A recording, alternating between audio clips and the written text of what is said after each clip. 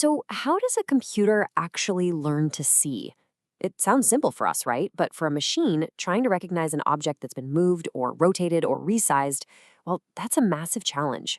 We're going to break down the really clever step by step process that makes it all possible. Okay, take a look at these two images. To you and I, it's totally obvious. They're both pictures of the same book, The Little Prince. But to a computer, this is a huge puzzle. It doesn't see a book. All it sees are two completely different grids of pixels. One's tilted, the other's bigger. From a pure data point of view, they're not the same thing at all. So that's the big question, right? How do we teach a machine to bridge that gap?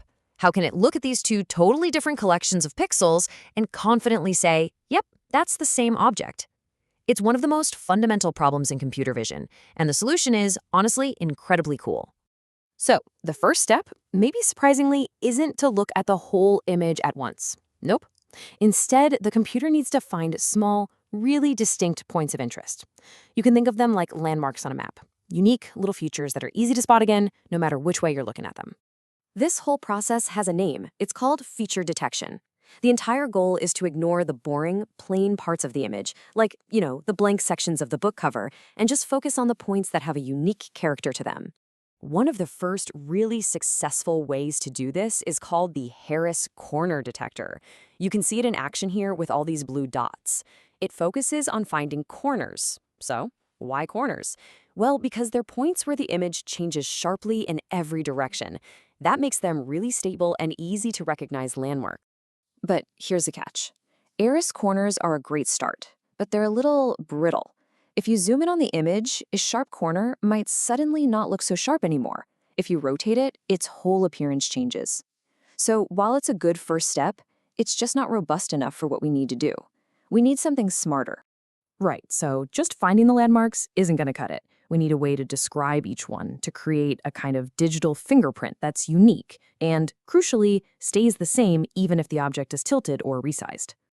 And this is where a much more clever algorithm called SIFT comes into play. It stands for Scale Invariant Feature Transform. Now notice the circles here. Their size tells the computer the scale of the feature. And that little line inside each one, that's its orientation. By capturing both scale and orientation, SIFT creates a fingerprint that's tough enough to handle both resizing and rotation. It's a game changer. And the difference is just huge. Harris corners, they just give us a location.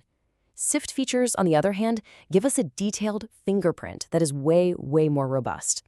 It's the difference between saying, there's something interesting at this spot, and saying there's something interesting here, it's this big, it's pointing this way, and this is exactly what it looks like. That is a massive upgrade. Okay, so now we've got these powerful SIFT fingerprints for both of our book images. The next logical step seems pretty simple, right? We just try to match them up.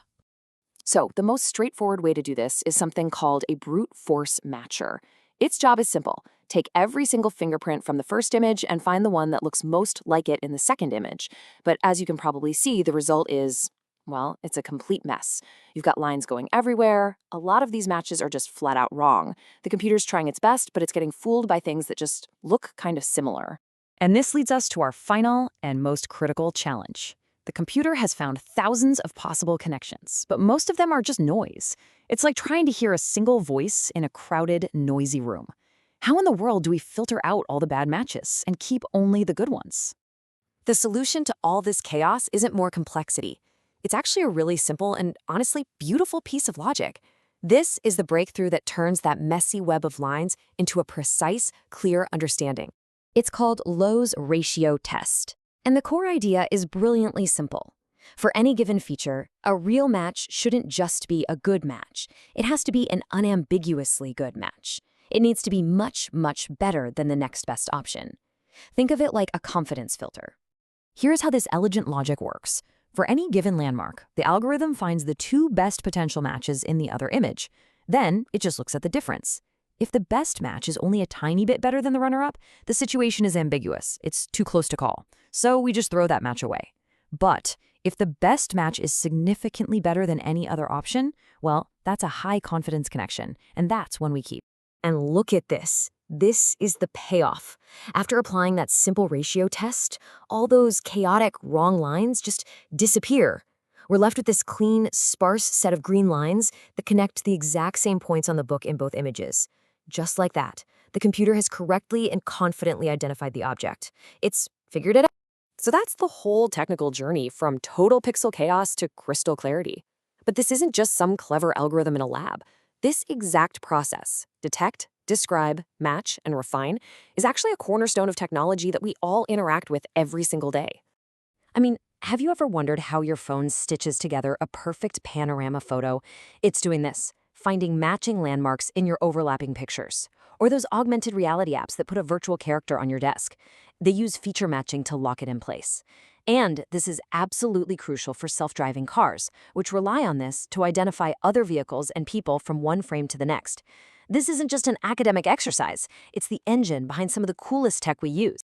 So let's just quickly recap the 4 steps that took us from pixelated confusion to clear identification. First, we had to detect the landmarks. Then we had to describe them with a really robust fingerprint. We matched them up, even though it was messy at first. And finally, we refined those matches with a simple test to find the truth. Detect, describe, match, and refine. That, in a nutshell, is how a computer learns to see.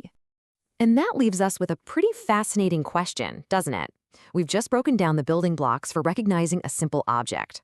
As these techniques get faster and way more sophisticated, it really makes you wonder, what are computers going to learn to recognize next?